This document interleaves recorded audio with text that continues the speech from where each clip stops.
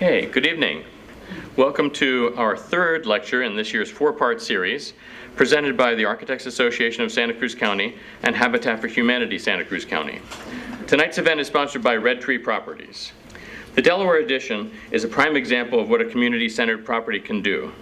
It reflects a creative design, patient development process, and social values.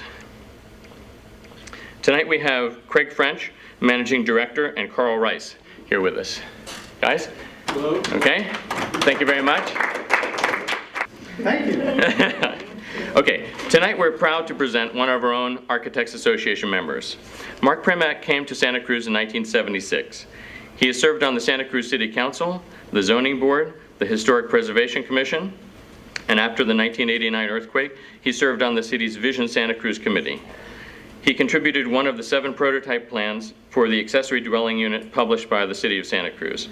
He spent 30 years shaping our community. Please welcome Mark Primack.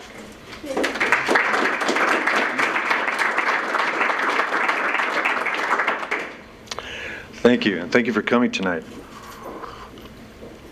I have a lot of slides, a lot of information I'd like to share with you. I'm not sure how quickly I can get through it, so please bear with me. And I'd like to start by asking the people here a question. And there's no judgment to this, but I'm really curious as to how many people in this room were actually born in Santa Cruz County. So if you could just raise your hand if you were born in Santa Cruz County. Okay, we have, that's actually a fairly good showing. And I bring that up because I wasn't born in Santa Cruz County. I came here from someplace else. And I think we all who have come here brought something with us. Someone might call it baggage, but I think we bring something here, we mix it in with what we find here, and I think the place is richer for that. And I know that happened, and I think we're richer for that too. And I know that happened with me, and I want to, because this is an architects gathering, I want to get a little bit behind the scenes and talk about where the design came from, what led to this design, and its evolution. And so I hope you'll bear with me on that. This is what I brought to Santa Cruz. I studied architecture at an art school, and the ideal was to have your studio, a place where where there's no separation between living and working. Your work was your life. If you were lucky, you had an environment that was both familiar to you and challenging to you. And so that's what I brought here when I came. And what I did before I came here was on the very fringe of architecture. My thesis was called Botanic Architecture, and it had to do with the notion of growing trees to create architecture. These days, that's known as an emergent technology or biomimicry. There are departments in schools that follow those lines, but there was no name for it back in 1973 and 4 when I was working on this. But these were illustrations to this thesis in which I talked about high technology involved in agriculture as opposed to technology evolving out of living plants. Coupled with that were readings in the early writers of environmental design. Ian McCarg, who was the father of environmental design, a Scotsman, wrote a book called Design with Nature in the 60s. And there was a quote there where he talked about the Depression in Scotland. And he said, I think everybody could read this, but I'm just going to read it quickly. Indeed, during the Depression, there were many young men who would not submit to the indignity of the dole or its cues, and who chose to live off the land, selling their strength where they could for food and poaching when they could not, sleeping in the bracken or a shepherd's bothy in good weather, living in hostels and public libraries in winter. They found independence, came to know the land, and live from it, and sustain their spirit. So I combined botanic architecture and that quote into a project for the Greenbelt around London. London has a boundary to growth. Anybody living in London can get on public transportation. In 20 minutes, they can be in fields and forest. And my vision in 1975 was that the large cities of the world would crumble under their own weight, and in that process, the technocrats and the scientists would come out out to the Greenbelt, and they would build a framework of biodegradable material in which were set hybrid tree vines that would grow to supplant, to get nourishment from those, from that framework, and to replace it, and to create the frame of a new city, a living city. And as the city of London deteriorated, the homeless would leave the city and find shelter in the Greenbelt, and they would become the gardeners, the horticulturalists, and the people who would eventually create a living city to supplant and replace the city of London. I brought that to Santa Cruz and met three people, Paige Smith, Paul Lee, and Roy Rydell. I'd been given their names before I left London, and I thought I'd stop here for a short time, but they held me here in Santa Cruz. They were people who had many things in common. They came from someplace else to Santa Cruz. They did work that reached outside of Santa Cruz. They were deeply engaged in this community, and they were all married to very strong women who, with them, had created what Paige Stegner referred to as deeply lived-in homes. And Paul Lee saw the work I did on the Greenbelt in London and said that Santa Cruz needed one of those, and put me to work drawing a tree, the crucifixion oak on Poganip, as part of a poster to protest the potential development of Poganip and to present the concept of a Greenbelt around London. Wonderful thing about living in Santa Cruz in the mid to late 70s is, I can't believe I'm saying this, but housing was cheap, and you didn't need to make much to get by. And for $10, you could become a friend of the university library and have full library access. And so I was a lot cheaper than grad school, so I did my research at the library for articles that I was writing on botanic architecture. And through Roy Rydell, I discovered that there had been another botanic architect in Santa Cruz long before I got here, a man named Axel Erlandson, who had never finished the 4th grade but knew more about growing architecture than I will ever know. And he had created a place called the Tree Circus in Scotts Valley. And my research told me that he was unique in the world, in the history of horticulture. And I stayed in Santa Cruz to document the work that he had done. And in the process, I got better at drawing trees, and researched his life, and in that process settled into Santa Cruz. And the work I did on documenting Erlandson's work informed the work that I would later do in terms of extending my concepts of this botanic architecture.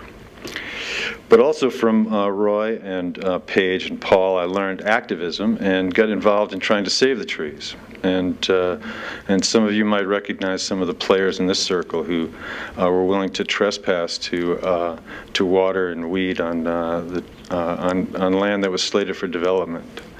And eventually, those efforts led to some of those trees being saved, not here in Santa Cruz, moved to Gilroy, but those trees still exist. I also got involved in various competitions. This one for the a site in Paris, and it gave me an opportunity to think about urban design. And part of the program for this particular competition had to do with creating buildings in Paris, among other things, that were meant to maintain what was referred to as the fabric of Paris. And so if you look at this montage that includes an aerial of the neighborhood that this site was in, and then you look at this plan, you see at the top and the bottom and around on the right-hand side the fabric of Paris, which is easily defined by blocks and property lines. And those property lines and those blocks represented the party walls, because the buildings were built right next to each other. And they were all oddly configured, but they also allowed for interior courtyards, which allowed these buildings to have natural light and ventilation penetrate to the rears of all the buildings. And so my way of designing in the fabric of Paris was not to decide which period of architecture I wanted to mimic, but to simply insert into the yet-to-be-built area blocks of party walls. And you can see here my design. There was no facade. There was no exterior wall. It was like basically saying, here are 70 properties, 7 stories, as are the outlying blocks in the photograph, and hire 70 architects. And no matter what they design, you'll be maintaining the fabric of Paris. And so I became interested in the bones of a city, what it was, because, and in fact, I turned this into an article that was published in the early 80s, and the title of the article was a quote from Victor Hugo, who, writing about this area many centuries, as it appeared many centuries ago, spoke of a wall behind which something is happening. And basically saying that the wall is not nearly as important as the activity and the culture that takes place behind that wall.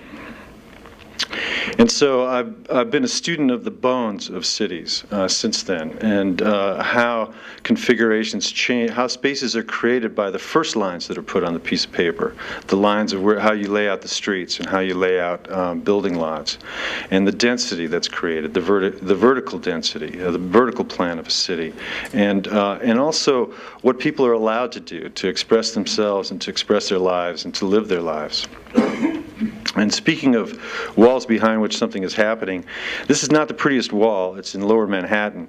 But behind this wall are the best bagels and bialys in all of Manhattan. I had just driven over from Brooklyn with a host for the purpose of picking up breakfast. And I don't think people in Manhattan particularly care what the facade of that building looks like, as long as the business behind it and the product that they create continues there.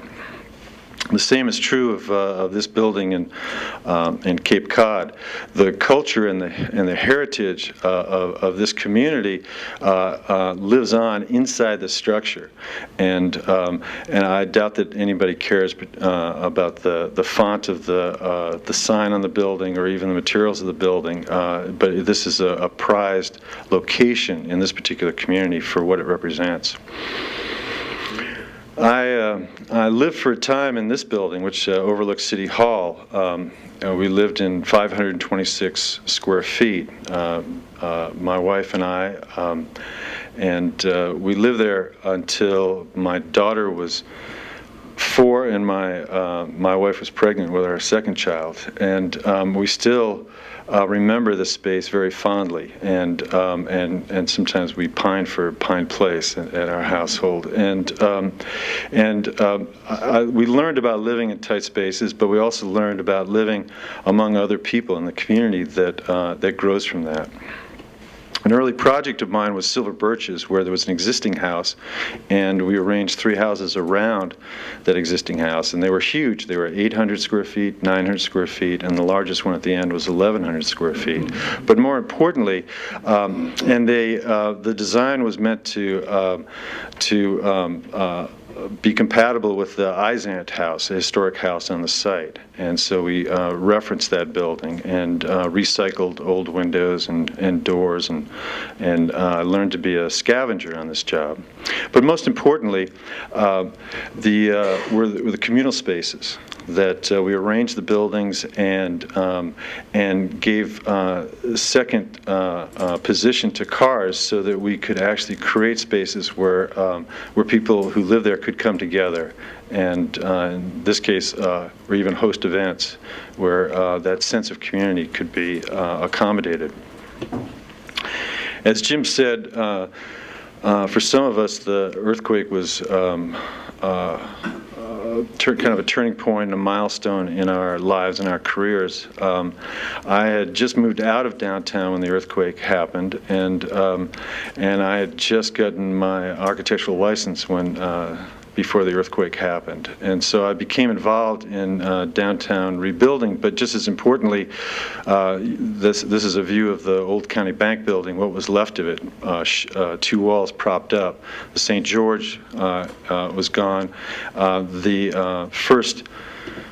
of the first downtown buildings just next to, on Cooper Street, across Cooper Street here, where Gravago is now, the first reconstruction had just taken place, and Jen and I had just moved back downtown as the first office tenants to move back in after the earthquake. So this was the environment that we worked in for some time while the street was being rebuilt, literally, and new buildings were coming in. And as Jim said, I was involved with Vision Santa Cruz, and it's a fascinating time when the decisions have to be made of, do you take broken buildings and patch them, piece them back together, save them, or do you start fresh? And so that's been an ongoing interest of mine, of how a city renews itself, rebuilds itself, and there are times when it's not an either-or situation. Some people might say that this is disrespectful of a historic structure. This is the Chelsea Market in Manhattan, a very vibrant place, but it also reflects a kind of vibrancy of imagination, where people are willing to take the bones of an old building and make it new, and keep it alive.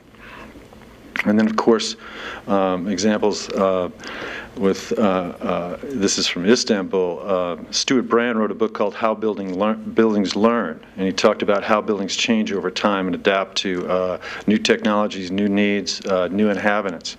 And I love this because this is a building in which walls have become windows, and you look further up and you see windows that have become walls, and the building lives on as it adapts to the needs of the people there. And then a space that at one point was probably a repair garage for trucks or automobiles is now a gallery in New York and in Chelsea, and at some point it may be a garage again. One of the things I love about cities is that there's this sense of anticipation. Buildings go up, walls, party walls are quickly plastered and roughly plastered in anticipation of the next building that would go next to it. And sometimes that happens in 6 months, and sometimes that happens in 60 years. And sometimes the residents of the first building get impatient and knock holes in the wall so they can have windows for light and air, and it's all kind of interim architecture. But it's a way that a city continues to breathe as it grows and changes and fits and starts. Istanbul is a whole culture around, it's known as smuggled stories, where the popular belief is that if you can enclose a space before you're busted, you can't be forced to take it down. And so the skyline of Istanbul is marked by these smuggled stories, where there are buildings and with these stories added to meet the needs of the people who live there. And it's an incredibly vibrant city, but you feel that kind of anarchic exuberance when you're there. The old county bank building that we saw the 2 walls of, I was involved in bringing a software company down to downtown Santa Cruz after the earthquake, and the space between where my office was built and where Gravago is and the county bank building, there had been a narrow building there, but my client worked with the owner, Barry Swenson, of the county bank building to purchase that property so that it could be left open, and so that there could be 3 rather than 2 walls of the county bank building that were exposed and could have light and windows and air, which made the county bank building, its new life, much more livable, in that there were far more spaces that could have access to natural light. And some of you may remember the little building that went in the front was, rather than putting up a 6-foot wall, we put up a little kiosk, and anti-glass moved in originally, and it gave privacy to this courtyard. And people who were around post-earthquake might recognize in the arbor on my left, your left as well, when you look at the screen, an arbor there. The wooden top part of that arbor was actually the entry canopy to Bookshop Santa Cruz tent for a number of years before they moved back into a building. So we kind of recycled history into this courtyard. And now, of course, the restaurant Lele is there, and you can dine in this courtyard. But for years, many people didn't even know that it existed.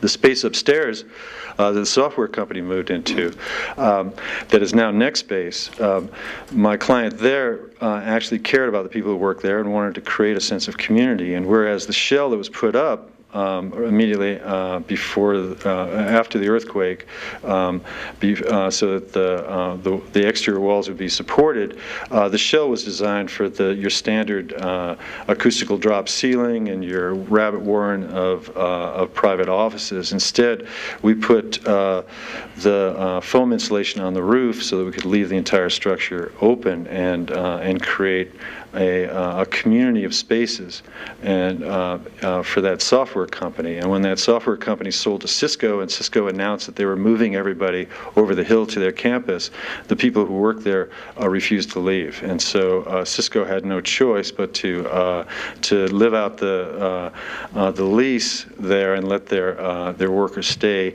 working in the town that they all lived in. And the space was successful enough that and congenial enough that when Next Space, a co-working environment, moved in, they had to do very little to adapt to this space. And so, whereas in your traditional office, between tenants, you would go in with a bobcat and basically bulldoze everything and then put it back. The materials and the work and the workmanship that went into this space was able to have a second and third life. I continue to work with this notion of working space. It's another co-working environment that we're working on right now for the tannery. But the idea of what does it take to work and to work together and to collaborate, and how does that translate into architecture? I also built a house in Santa Cruz, and judging from the gouges in the floors and the walls, it's been a fairly deeply lived-in house, and it's been a real learning experience to spend 18 years in raising your kids in a structure that you built. But more importantly, and this was a view across the canyon to this house shortly after we built it, more importantly was to discover that the landscape doesn't stay the same. The landscape changes, the landscape evolves, and with it, the whole sense of place. So this was perhaps a photograph taken 16 or 17 years ago. This is a more recent photograph. And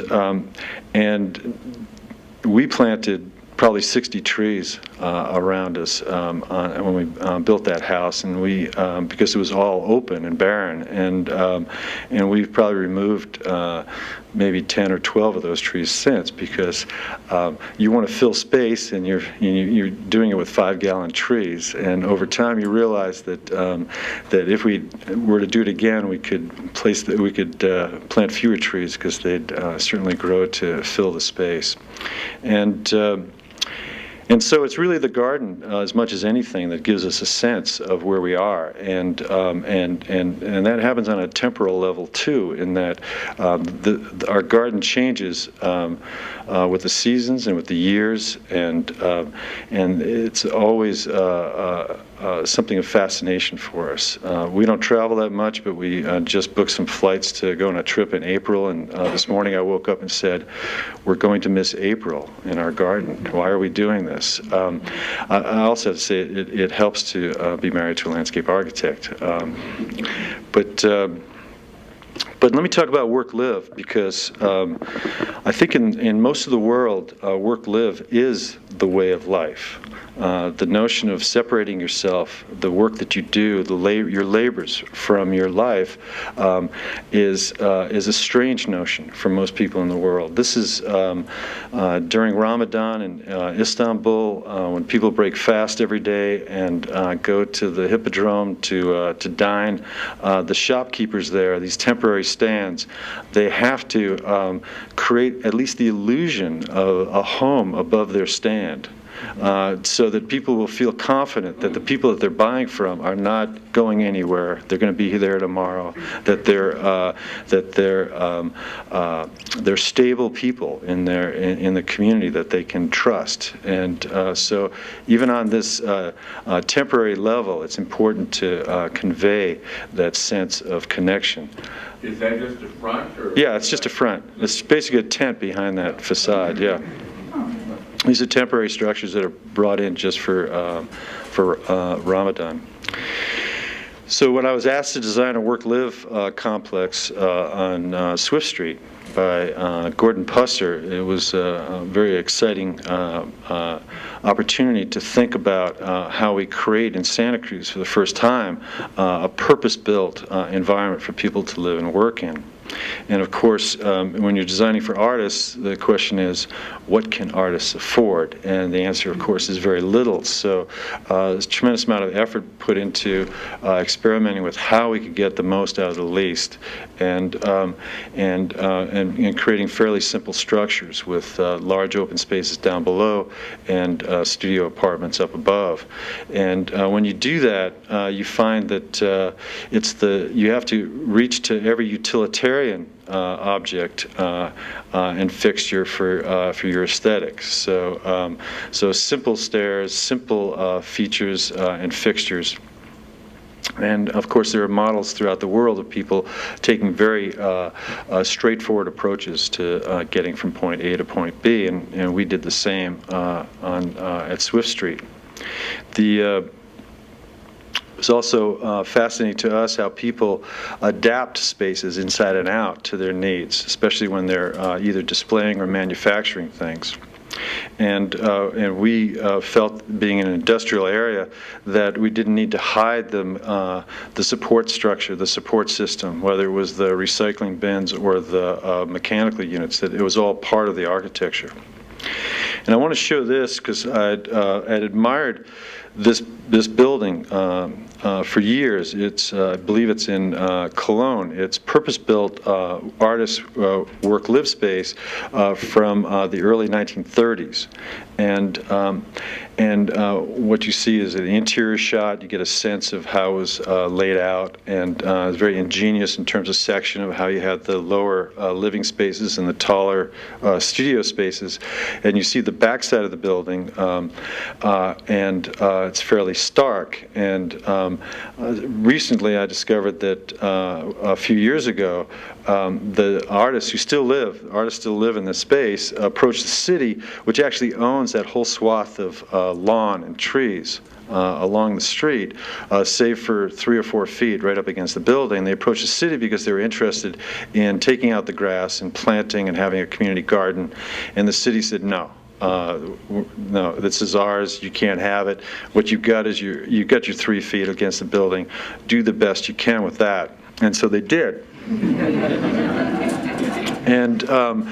And this kind of initiative was not lost on Gordon and I. My office is in this project. In the course of building this project, we made arrangements to buy one of the smaller buildings from Gordon so that Jen and I have our office on the premises, and we were open and interested in what people will do, especially artistic and creative people, to personalize their space and to use it. And our curiosity has been satisfied on many occasions. It's really amazing to watch how the people who live there will spread out in very creative ways and turn required asphalt into very livable spaces. So it was at that point, I shouldn't say at that point, but I was working on that site in 2005 when I was approached by Red Tree Properties. Some of you may know that Red Tree is an old business in Santa Cruz, the original Santa Cruz Lumber. They had a lumber store and yard on River Street prior to San Lorenzo, prior to ProBuild, prior to all of that. Red Tree purchased 6,000 acres above Boulder Creek in the Santa Cruz Mountains in 1968 that had been clear-cut, and not for the first time. And they brought a forester, one of the first sustainable foresters, in to guide them in restoring this 6,000 acres. And today it looks like this, and they harvest sustainably on this site, but Red Tree has also expanded to do some property development and some building, and they've done some rebuilding downtown post earthquake. But I show this slide simply because they probably have enough carbon credits here on this 6,000 acres to compensate for the rest of us here in Santa Cruz who drive cars. But Red Tree wanted to buy 20 acres on the west side. You can see it here from the hill up on Western Drive. It's the kind of gray area to the left of, or center of this picture. On the right, there's the Wrigley Building, and behind the Wrigley Building, over the tracks, is the old Lipton site. Lipton Building. And Lipton, the parent company, the global corporation that owns Lipton, was selling this property, and they didn't care about the niceties of Santa Cruz politics or planning. They were selling this property without contingencies. Usually when you buy a large property, you want to have a plan where you're buying 18 months to test the waters, to find out whether you can get a project approved before you commit to putting all that money out on the property. Lipton, the parent company, wasn't interested in that. They wanted to sell. They wanted to close quickly. So here's an aerial of the site. Delaware's lower portion of the picture, you see kind of center, the Lipton Building. Above is the railroad tracks. To the left above the tracks is the Wrigley Building. To the right, running up and down, is Swift Street. My office is over there. And you can see what the site looks like. And it has a very interesting history in that Lipton, when they built their building, thought that they would be expanding, and they would be expanding towards Swift Street. The only problem was that there was a drainage way that went across the site. It went under the highway from Arroyo Seco Canyon, went under the highway, and then through a pipe under the track. And then there was a ditch that had been dug when they were draining this area for farmland. And then it did a little turn at Delaware, went under Delaware, and then into a pipe 2 blocks and spilled into the ocean. Lipton, thinking that they were going to be expanding in that area, in the 50s, they diverted that water as it went under the railroad track to the right, towards the east. They put it in a pipe, and they moved it 330 feet over, and then dug another trench that where they could dump the water into, and the trench kind of did some curlicues to avoid some railroad sidings there, and then swung back under Delaware and out to the ocean. And so in order to develop this, to sell this land, this 20 acres, Lipton moved the ditch back to its original location. So they could have a clean 20 acres to sell. And in so doing, they went through city regulatory agencies and did it in a way that rather than just a deep cut trench as had been there before, they sloped the sides, they did riparian planting, and tried to create as natural environment as they could. But what you also see in this picture is you see the bones or the pattern of development in the area. You see from the 50s, the 40s and the 50s, Wrigley and Lipton, the big box manufacturers that have long since left Santa Cruz and will never return, if they ever return to America. I'm not sure if they will, but they certainly won't come back to Santa Cruz. And then around you see smaller buildings, which represent the kind of manufacturing and warehousing and activity that has taken place in the last 30 years. Now, Red Tree, since this was industrial land and they didn't want to do major zoning changes in this industrial area, this was industrial land, they had a model.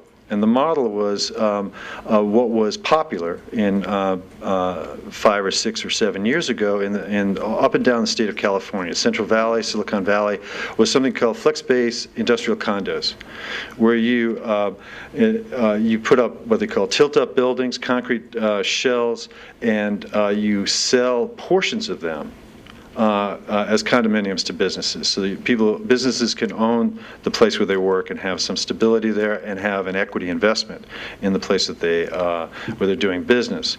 And so this was the model, and you oftentimes they were in remote industrial areas, and you surrounded them with parking.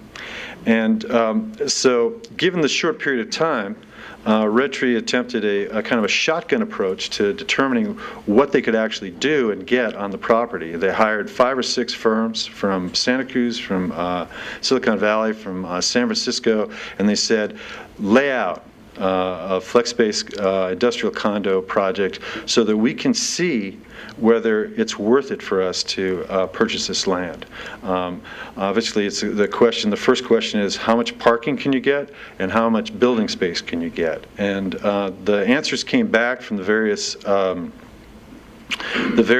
firms that responded, and this was actually the high end. And I mean, it's hard to imagine anything, more congested. But you can see the numbers: 300,000 square feet of building, 1,300 parking spaces. And the pattern, of course, is that there's the front side of the building, although it's hard to tell on this plan which is front, which is back. But the front side of the building has your office and your entry, and the back side, and it has a walkway and maybe a tree or two. And the backside has your roll-up doors, and so that's what you buy into, and then you go in and you work the shell any way you want. And you can buy one of these modules, 2 of these modules. Somebody can buy an entire building or 2 buildings, or they can just buy 1 space, and that's the idea. And I like to think that I took a more thoughtful approach to this. First of all, I love industrial neighborhoods. I love the kind of form follows function approach that people take to accommodating their businesses and the things that they do.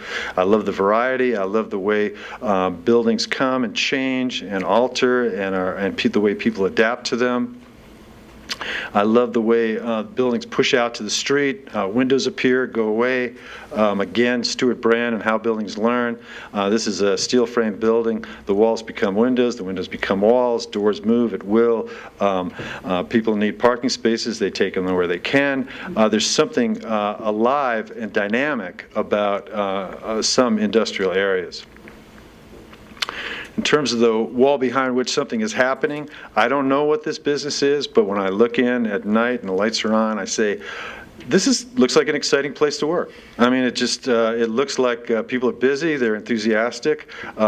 It's not there's very few interior designers have been at work here trying to make the place beautiful, but it looks like an okay place to work. As does this. Somebody's accommodating themselves. All the tables have wheels. They open up the door in good weather, and they've got the headphones on so that they can't can't hear the the power saw going, you walk past and you can, but that's, it's how people accommodate themselves and fill a space. And how the product becomes the ornamentation and the architecture and the decor, so to speak.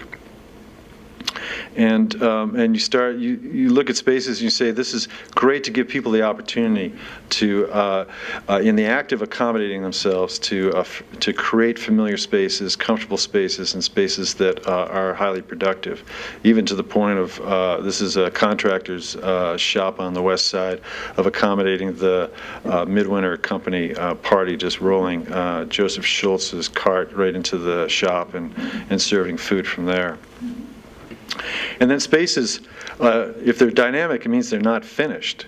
And you're constantly changing, you're constantly adopting. I don't know how long or how many years the owners of this business have come in or left on a Friday and saying, yeah, we have to finish taping and painting that ceiling. We'll do that at some point, but there's always something more important that needs to be done.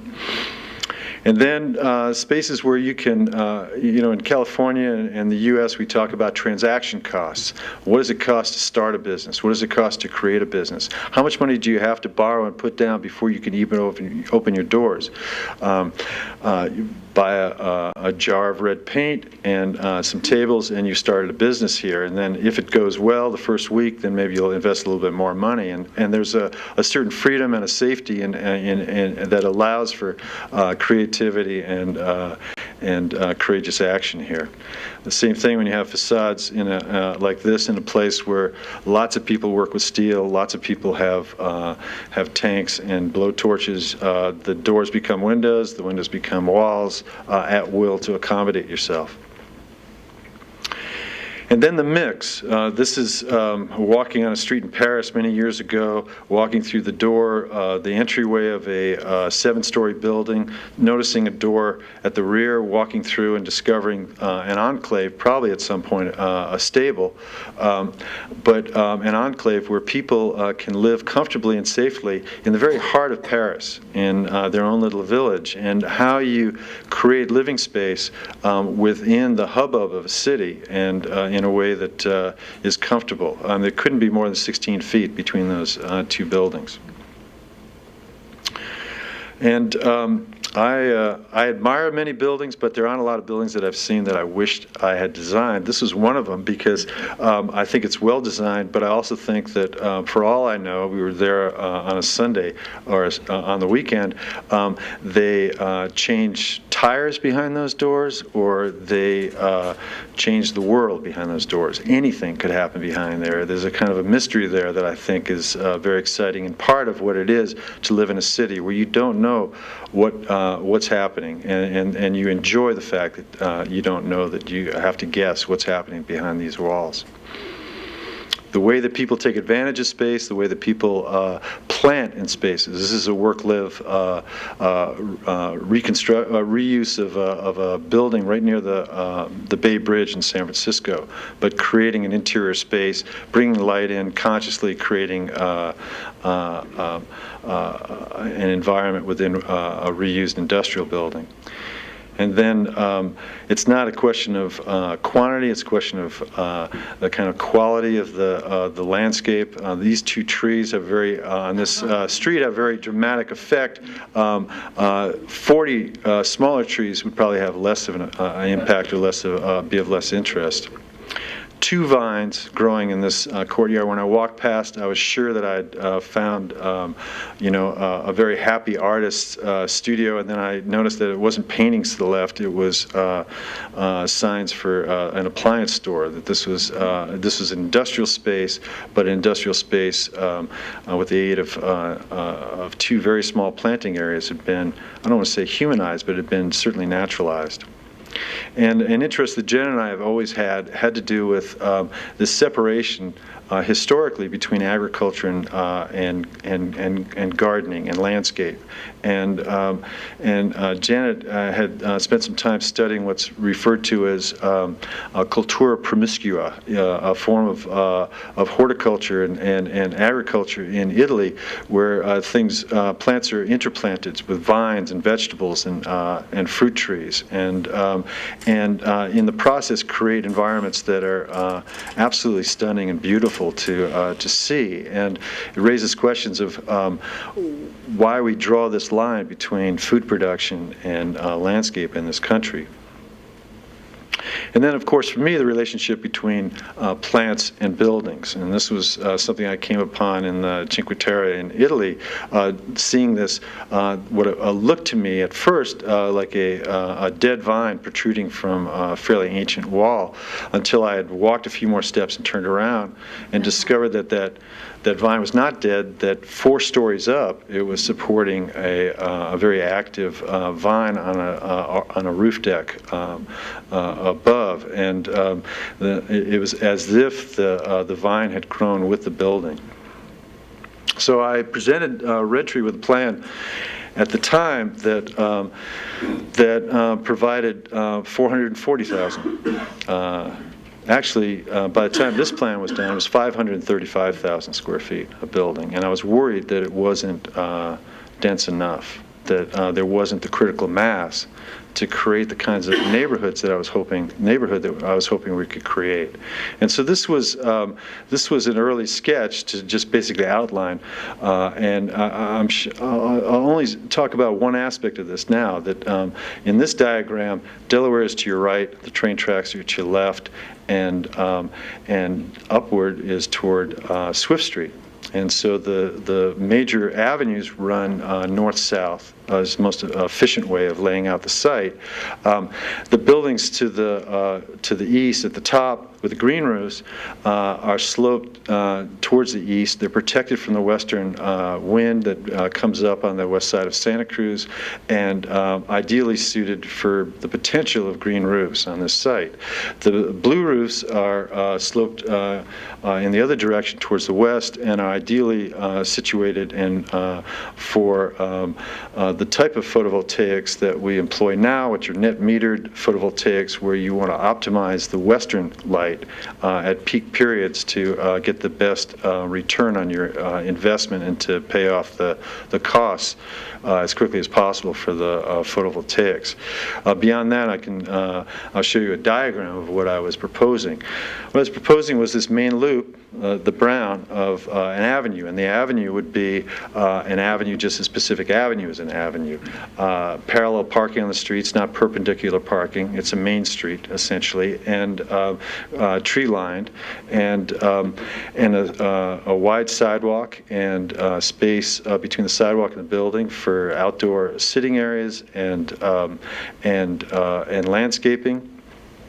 The blue line is a service road that has perpendicular parking, that has the roll-up doors, and so that's the business end of things. That's where the trucks come in and go out without interfering on the main loop and without knocking down all the lower branches of the trees.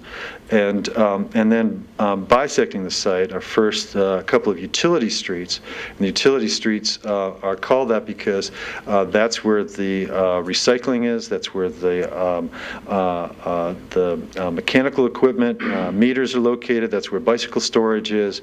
And then the dotted lines are the pedestrian lanes. These are pedestrian-only accesses that traverse the site and connect with a pedestrian path that runs along the riparian corridor that separates the site from the Lipton building. That pedestrian path connects Delaware to the railroad tracks, which at this point are railroad tracks, but hopefully one day we've left space to accommodate a potential station there, hoping one day there might be, if not just a bike path, but possibly also a cross-town transit. So that's the bones of this, that we're creating city blocks, we're creating real streets, and segregating pedestrians, and creating a couple of plazas and gathering spaces at the same time. So again, the idea is to use the architecture's, the utility of the buildings to express the architecture as much as we can. This is a diagram showing the streetscape, and of course the streetscape is as important as anything else. What we're planting there, how we're planting it, and Janet put a lot of thought into this, and the designs are very specific in that there's a central plaza, and the central plaza, I'll describe that in a minute, but a very specific intention of how we can create something that is vibrant and alive and functions on a day-to-day basis within this industrial environment. There's the pedestrian lane, as we're just going from left to right along the top. The pedestrian lane will be lined with work-live townhouses. It's more the people work downstairs, people live upstairs. There's no cars going by, but there's easy access. People go to the storefronts down on the ground level, and there's it's a very comfortable way of getting across the site. The typical intersection at the utility streets, we notch out the buildings to the north so that we create a very sunny, open area, and we place the mailboxes there and benches, and it becomes a gathering place for people. Along the street, the buildings are set back, and there's two lines of trees that run along Delaware. And along the riparian corridor, we have the pedestrian ways empty out into sitting areas, and we have triangulated planting areas of dense planting and trees. We did this working with the police department, who wanted, for security reasons, for us to put an 8-foot steel fence around the entire property so that we could protect the site from activity within the riparian corridor and various things. And we convinced them that we could come up with a design that would allow people to have visibility along this path at night. And we were going to put some of our housing component on the other side of the street so there would be windows onto the space. So we could create something very beautiful. When you're there, you can feel that you're in a natural environment separated from the buildings, but there's still a modicum of security available to you there. And then on the right, Transit Plaza, where we were hoping to entice the transit district to come onto the site with their buses and offload people on the leeward side of the buildings so that they don't have to sit and wait for a bus on windy, cold days out there on Delaware. And we combined the accommodations we made for people waiting for buses with a rideshare program where benches would be labeled as Seabright and San Lorenzo Valley and Soquel, so that people who had cars leaving the site could do the right thing and drive past and offer rides to people who are going in their direction. And then we wanted to make it very clear what we were doing, so we used a model that people are familiar with, City Hall. And on the left we said, okay, these mailbox areas, here's a square that shows you what that mailbox area would look like in terms of size, that you can go to City Hall, you can go in this area, and you can see what we're talking about, just so that it's really clear what it is we're trying to come up with. And on the plaza, we said, okay, here's what the plaza looks like. The building on the plaza will have some retail cafe use. It will have extensions on it, just as Pacific Avenue does, so people can sit there. The plaza itself is available for events, for markets, for the businesses there. It can have second sales. They can have company barbecues. It's available for all these activities. And then when it's not being used, just as in any European plaza, it's overflow parking during the week. And so it's used. It's not abandoned and vacant. And we showed, again, if you look at what I call a civic plaza at City Hall, we showed what that space looks like in terms of size. So we were mirroring in a lot of ways a similar space that serves the entire city. Our little neighborhood, we were able to create a space of similar size. And Red Tree made it very clear to me that they were. I should have said that they liked my design and they hired me to do some more work. But they made it very clear that though they appreciated some of the innovative things I was doing, that this was a project that had to be competitive with other facilities in the area. If it had to, if we were priced out of the market, if, as Craig French said to me, if your friends can't afford to live here, then we failed. And so my response was, well, tell me what the cheapest way to build is, and I'll design from there. And the cheapest way is still tilt-up. And it's cheap because you pour a slab for the floor, and then you use that floor and just do some rudimentary forms, and you pour your building walls on the ground. So you save yourself a lot of construction waste in terms of form work, etc. And then when the slabs are poured, you lift them up into place and stand them up in place, and you have your walls. The building can go up fairly quickly. So that's what we worked with, and not only do we work with designs, but we work with designs that that allowed us to strategize on how the slabs that we were pouring would accommodate the walls that we were pouring, and so the design became integral to the construction methods and the limitations on the site, and rather than doing the standard flat-roofed building, we elected to put some slope to these roofs, and to use the fact that we were pouring these in concrete, that we could extend the walls beyond the face of the building, that we could break up these walls and create some interest.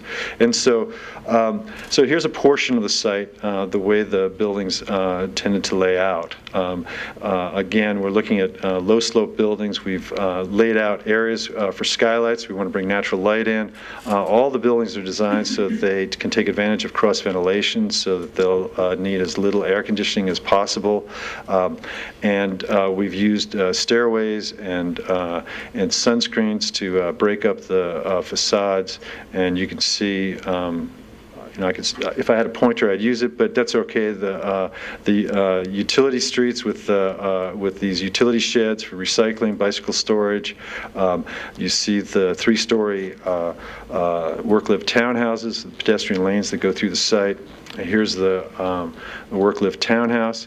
So we're talking about something in the order of 500 square feet per floor. So you have a 500 square foot office, you go up to a 500 square foot living space, and you go up to a floor above, which is a little bit smaller because it opens up to the living space down below, in a study and then a master bedroom upstairs. So very concise, but defining outdoor space for the people who live there along this pedestrian lane, and creating bay windows so that you're within your space. You can still look up and down the street, see who's coming, see what's going on in the street. The artist rendering of such a space.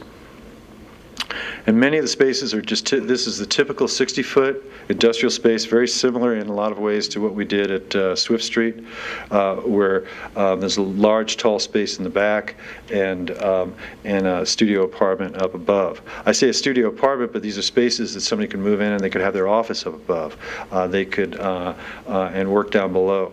Because these are flex spaces, we have permission to put housing here if people want housing. If they prefer to have simply workspace, they can do that. So there is that flexibility. They can start in one mode and switch to another over time. There is that flexibility to grow or contract within your space. And of course, these are 24 feet wide. People can opt for 2 spaces, combine 2 spaces. If they want to have a larger apartment upstairs, they could do that. So there's that flexibility. And again, the artist rendering of what such a space might look like, and but at Swift Street we have, we built some of this, so we know what the potential for the space in terms of bringing in light and articulating first and second floors. And then there are also the blocks are different thicknesses or width depths. There's 80-foot larger units, and those spaces have exterior stairways so that they could be completely separate spaces. So you could buy, a business could buy in here, and in its first years you could rent the upstairs separately and augment their mortgage, and then eventually expand up into that space, or they can create worker housing. An employee could live there, or the owner could live there. There's that kind of flexibility.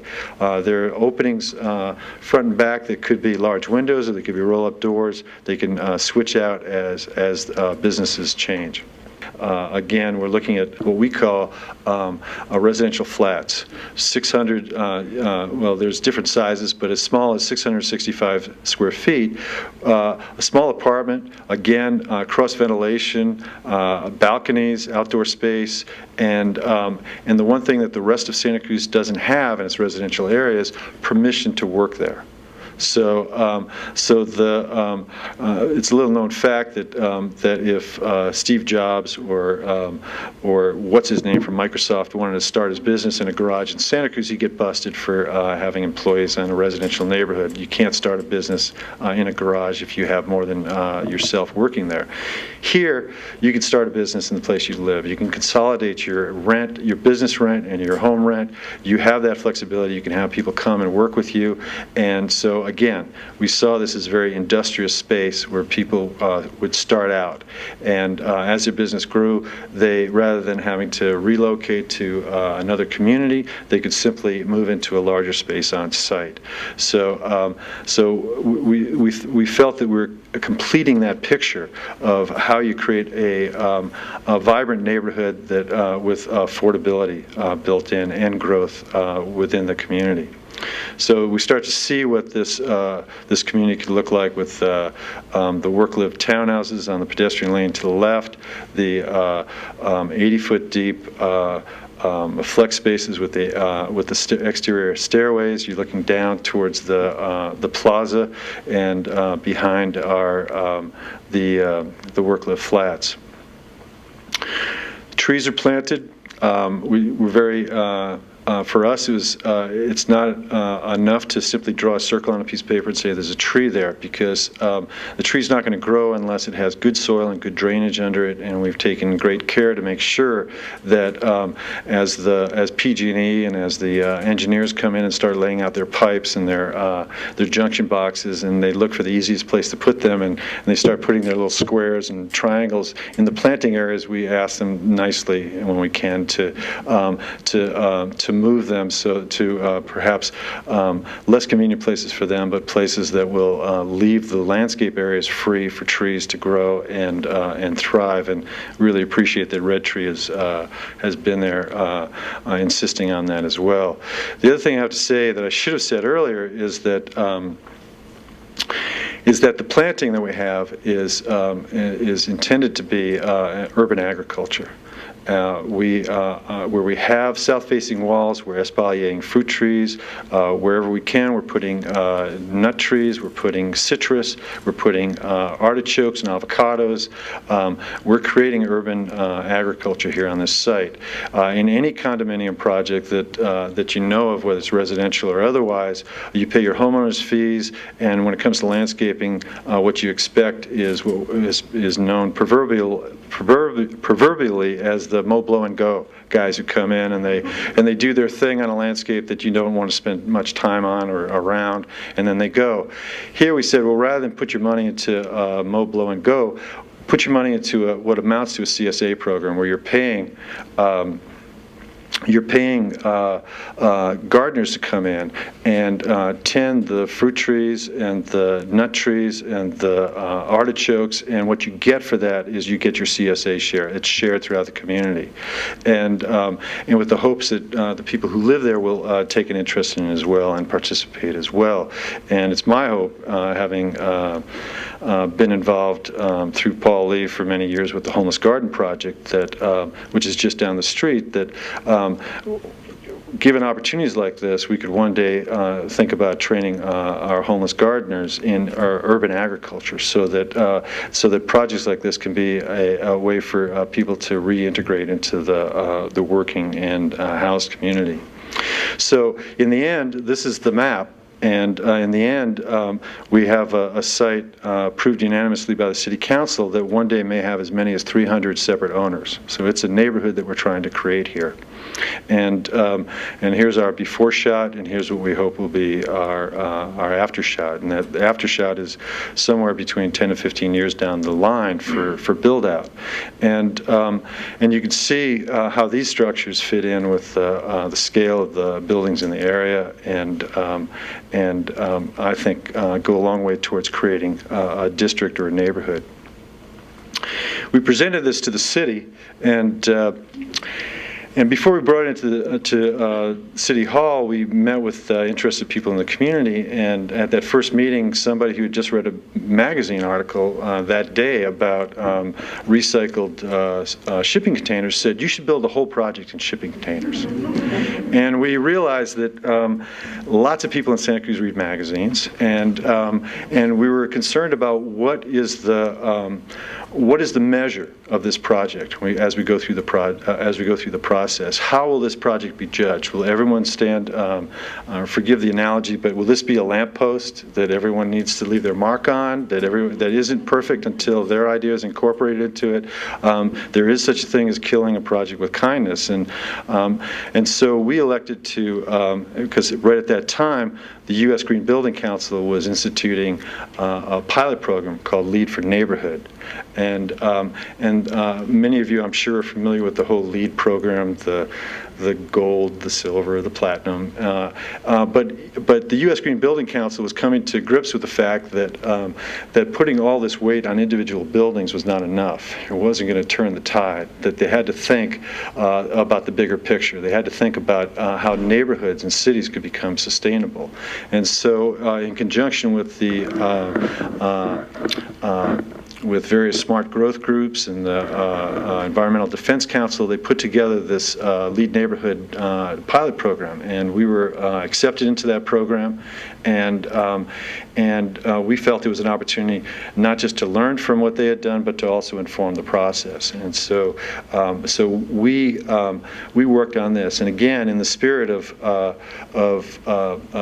being economically, financially, and socially responsible, I told the people in my office that we were going to go for this not like the B+ student who's going to throw things in there just to get the A-.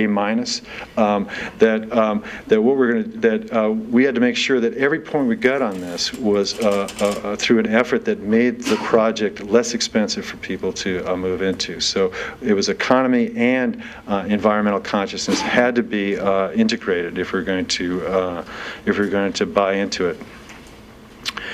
So that was a process that we embarked on, and it was a very rigorous process, and we learned a lot from it. And I'd like to think that the U.S. Green Building Council learned something from us as well. We took this to the city. The city had a relatively new planning director there. We showed them this. We showed them the layout. We said, see these red spaces down below? Those are in the work-live flats. Those are the ground floor. This is a ground floor plan. These flats, these 14 flats, will be fully accessible. You won't need a ramp. You won't need an elevator. You'll go through your own private garden into your fully accessible, fully visitable flat. If you have a vehicle, you can park right in front of your space. And the novice planning director who had dealt with some issues in Harvey West where people were trying to do housing said, no housing on the ground floor. And we said, well, don't worry, we're not, we're putting a lot more industrial space on this site than anybody else would. You're not losing industrial space. Think about the people who get to live and work here and how comfortable that would be. And he said, I'm not supporting this project if there's ground floor residential. So that's, the process that you go through when you hit a politicized system, we hit it immediately. And going through this process without the blessing of the planning director would have been very painful. So those ground floor apartments became ground floor office space. And by the time we build those buildings, we hope that the city will see a little bit better and allow us to put those back. The thing about going through a process, we talk about transaction costs in Santa Cruz, is that you have to go through an environmental review process. We have what we call CEQA, California Environmental Quality Act, that needs to analyze a project. It needs to analyze it to determine how bad it can be. That's its only job. There's no room in an EIR for how good a project could be. If it's good, that becomes an overriding concern at the end, that a city council can say, well, we really need it, so we're going to ignore everything else. An EIR is only about how bad a project could be. And in order to do an EIR, you have to define the project. And so when we sat down with the planners, we said, this project is only going to succeed to the degree that it's flexible.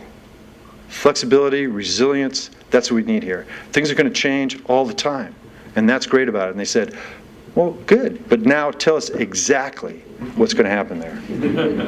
And we said, well, we don't know exactly. We're talking about the life of this project, a 15-year build-out. How can we tell you what space is going to be lived in, what's research and design, or what's going to be retail? They said, fine, but we can't proceed until you tell us exactly. You have to give us something exact.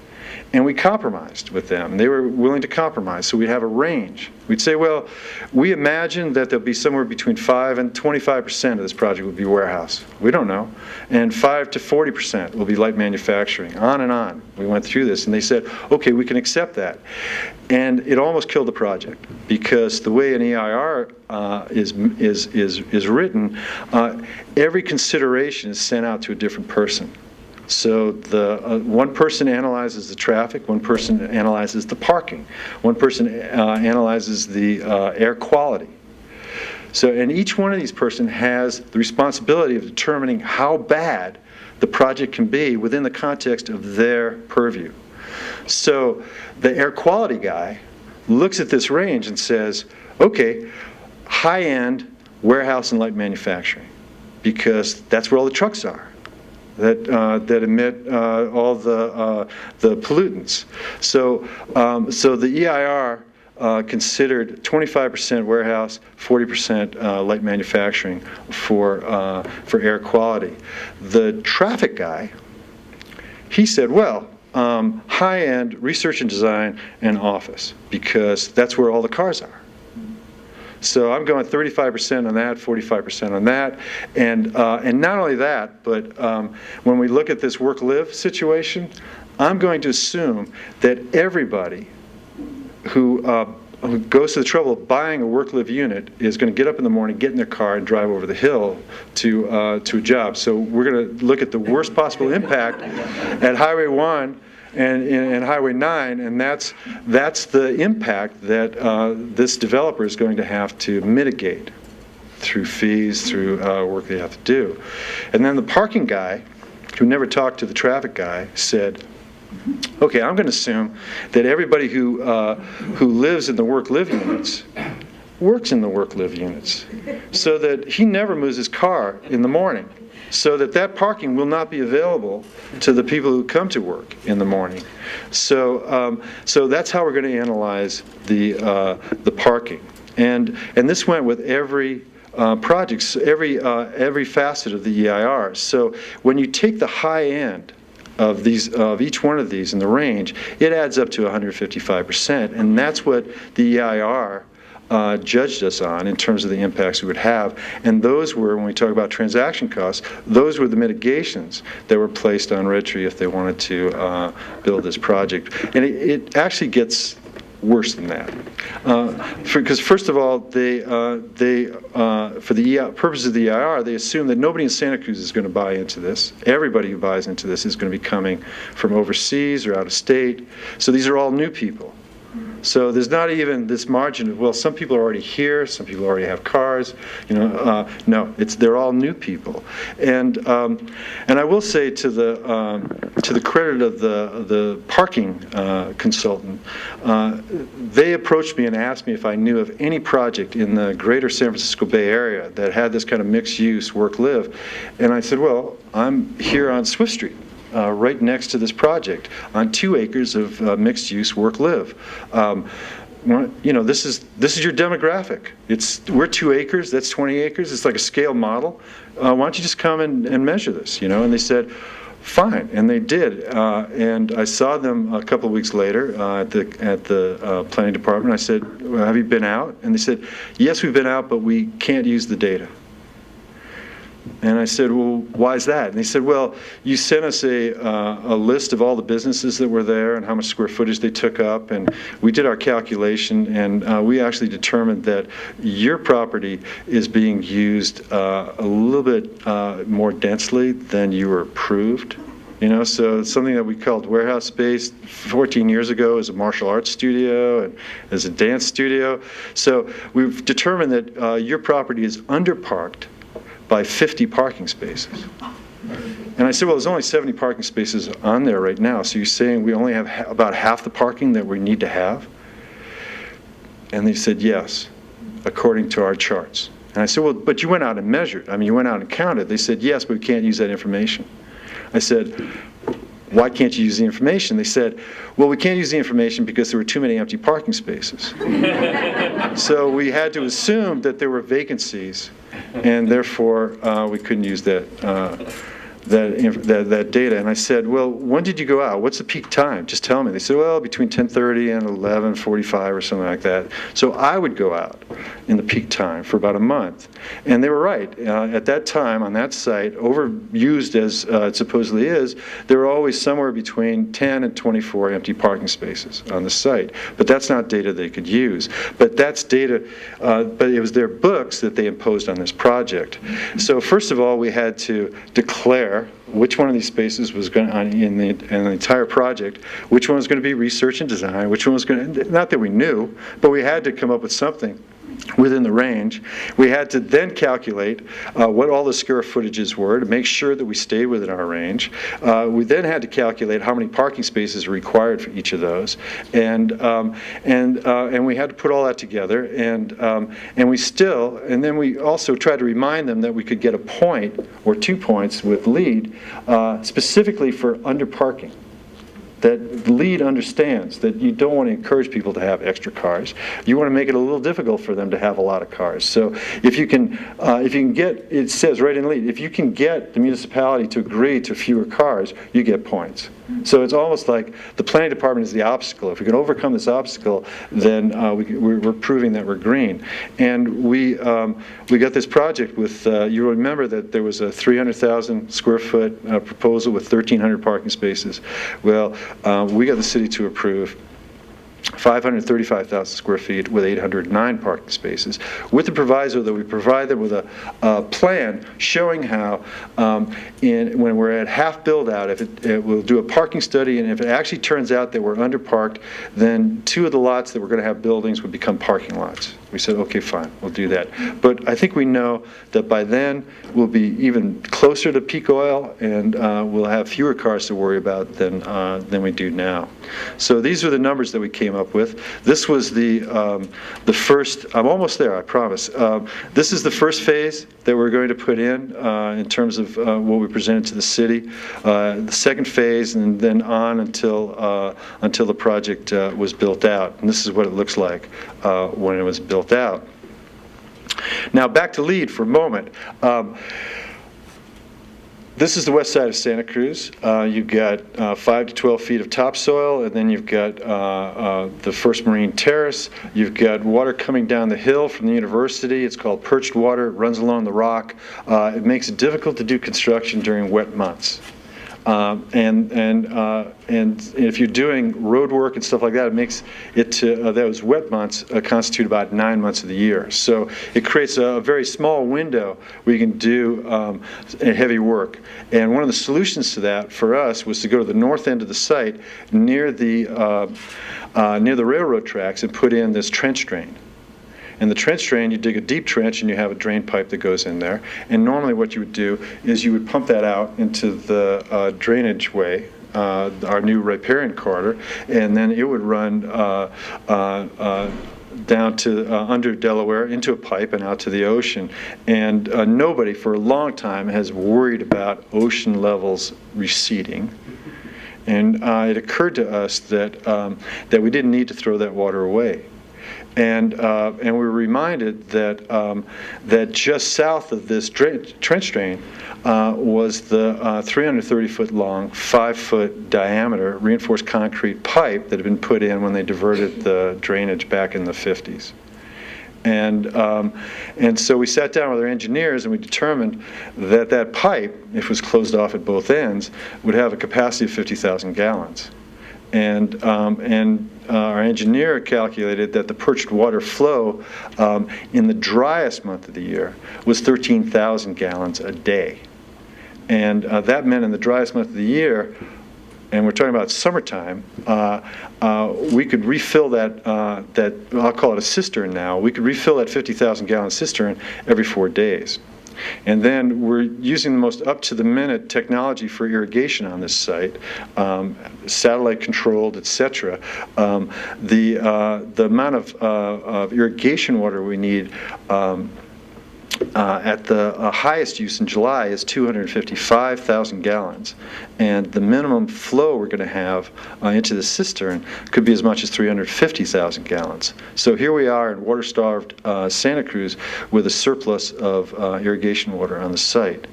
And so this project will not have an irrigation meter. We will not be using potable water from the city. We had that water tested. Here it's being pumped out of the trench as they're building the trench. And we were told that it is as clean as water gets without being processed. And we're not going to use it for drinking, of course, but it's perfectly fine for the landscape use we'll have. We thought that was a great innovation. You know, a local, we were smart locally. But the U.S. Green Building Council didn't think so, and so they denied us an innovation point because they think globally. And globally, you don't want to pull groundwater for irrigation because somewhere downstream there might be a stream that has salmon in it. So it's like kind of environmental correctness. We don't give points for people who do that. So we went in to lead thinking that we were golden. We had lots of points. We'd done this, and by the time they carved all the things that didn't fit into their square holes, we were denied 18 points. And but again, who's counting? You know, we were LEED certified. So and even though we were just 3 points short of silver, we didn't push for those, you know, that A minus, you know, or whatever. So, but we're certified, and I think that we were the 23rd, as it is, project in the world to be a certified LEED for neighborhood development.